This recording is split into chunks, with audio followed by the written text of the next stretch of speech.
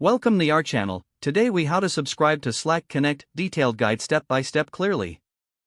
Open the Slack application on your device or visit the Slack website. Sign in to your workspace with your credentials. Once logged in, navigate to the sidebar on the left.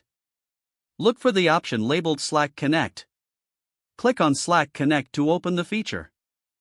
You will see an option to start a new connection. Select the option to invite another organization. Enter the email address of the person you wish to invite. You may provide a brief description of the connection.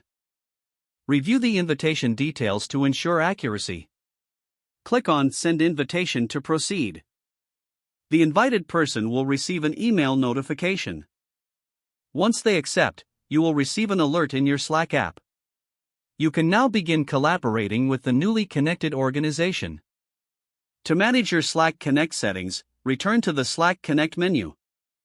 Here, you can view all active connections. You can also adjust preferences or remove connections as needed. With your Slack Connect subscription set up, enjoy seamless communication. Remember to check for updates and new features in Slack Connect regularly. If the page does not load, refresh the browser or try again in a private or incognito window. Make sure you are using the correct email address, then retype it carefully to avoid small typos. If your password is not accepted, use the reset option and create a new strong password. You can check your spam folder for verification or security emails, then complete any requested confirmation steps. Enable two-factor authentication if available to improve account security and reduce unauthorized access risk. After signing in, review your profile details so your contact information and settings are accurate and current. If you see an error message, note it down and try again after restarting your device and internet connection.